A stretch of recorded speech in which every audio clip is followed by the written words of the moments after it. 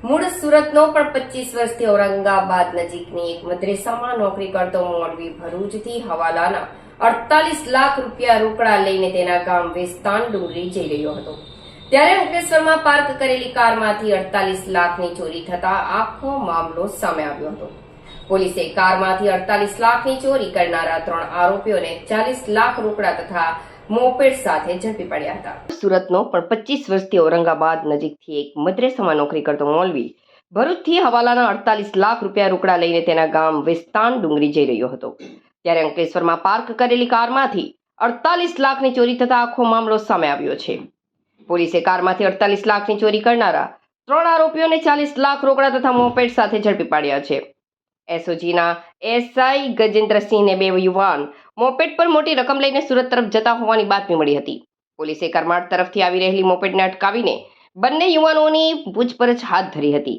તેમણે અંકલેશ્વરમાં ઓમકાર કોમ્પ્લેક્સમાં પાર્ક કરેલી કારમાંથી રોકડ રકમની ચોરી કરી હોવાનું કબૂલાત કરી હતી। બંને આરોપીઓ પાસેથી 40,35,000 રોકડા મળ્યા હતા। જાંબિયાથી હવાલા મારફતે આવેલા 48 લાખ રૂપિયાની આરોપીઓએ ચોરી કરી હોવાની વિગતો સામે આવી હતી। હાલ તો પોલીસે 3 આરોપીની ધરપકડ કરી છે। મૌલવીએ ઘટનાને છુપાવવાના અનેક પ્રયાસો કર્યા હતા। સાકિર પટેલ પાસે આવેલા હવાલાના રૂપિયા અફઝલ ડિલિવરી કરી આપતો હતો। સાકિર પટેલના નામે 30 થી વધુ વખત આંગડિયાથી પૈસા આવ્યા હોવાની વિગતો મળી આવી હોવાનું એસઓજી પીઆઈએ જણાવ્યું હતું। અફઝલના ભાઈ હુઝેફાએ સાકિરનું વોટ્સએપ 10 દિવસ પહેલા હેક કરી લીધું હતું। સાકિર પર વિદેશથી હવાલાના રૂપિયા મોકલવામાં આવે તેના મેસેજ આવતા હતા।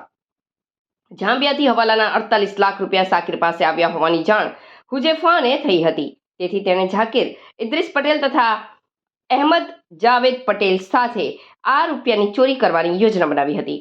વેસ્તાન ડુંગરીનો મૌલવી મુસા આદમ 14મીએ બપોરના સમયે અફઝલ પટેલની અલ કસવા દુકાનમાં આવ્યો હતો અને ત્યાંથી 48 લાખ રૂપિયા લઈને ગામ જવા નીકળ્યો હતો। ઝાકરિયા બારીવાલા અને મોહમ્મદ જાવેદ પીપાએ મોપેડથી કારનો પીછો કર્યો હતો। અંકલેશ્વરના ઓમકાર કોમ્પ્લેક્સમાં ખરીદી કરવા માટે મૌલવી રોકાયા ત્યારે 48 લાખ ચોરી લીધા હતા। ભરૂચ એસઓજી પીઆઈ આનંદ ચૌધરી તથા તેમની ટીમે મોપેડ સવાર 2 યુવાનની શંકાસ્પદ હિલચાલ શોધી તેમની ઓળખ કરી લીધી હતી।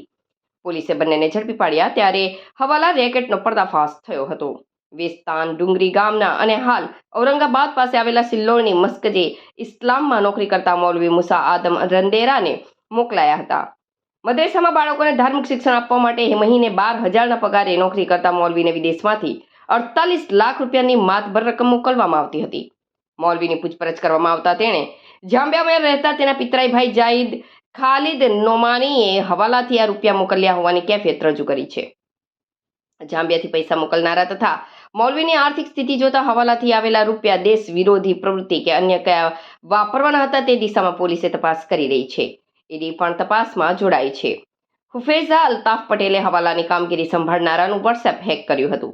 ઝકરિયા ઇદ્રીસ બારીવાલા રહે માટીવાલા ફળિયું કરમાડ ઇકો ગાડીનો પીછો કરી હવાલાના નાણાં સગેવગે કરી દીધા હતા। મોહમ્મદ જાવેદ ઝાકરી પીપા રહે ખાનજી સ્ટ્રીટ કંથારિયા અંકલેશ્વરમાં પાર્ક કરેલી ગાડીની ડિક્કીમાંથી પૈસાની ચોરી કરી હોવાનું પ્રાથમિક તપાસમાં ખુલ્યું હતું।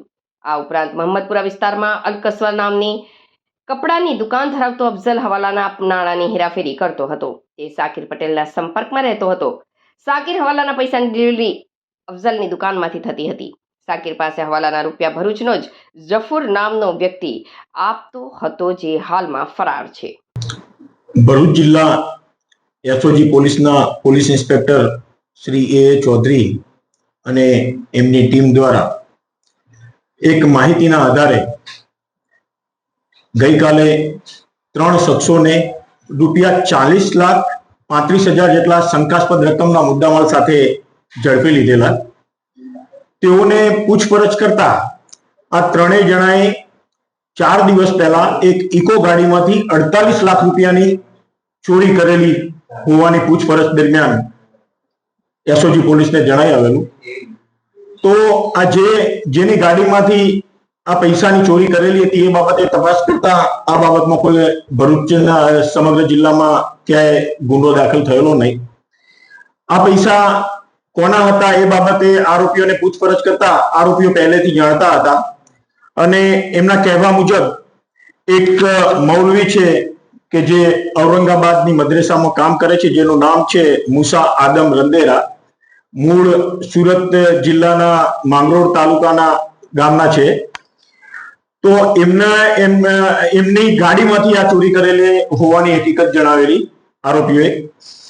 અને ત્યારબાદ આ મૌલવીનો સંપર્ક કરી એને પૂછપરછ કરતા એને આ પૈસા જાંબિયાથી હવાલા મારફતે એક સાકિર હુસેન પટેલ નામના ભરૂચના એક ઈસમ પાસેથી હવાલા મારફતે મેળવેલા હતા. આ રકમ અહીંયા જે આ 3 આરોપીઓ પકડાયા છે એ પૈકી એક જકરિયા ઇદ્રીસ બારીવાલા નામનો જે ઈસમ પકડાયેલો છે એના મોટો ભાઈ કાપડની દુકાન ચલાવે છે, જેનું નામ છે અફજલ ઇદ્રીસ પટેલ.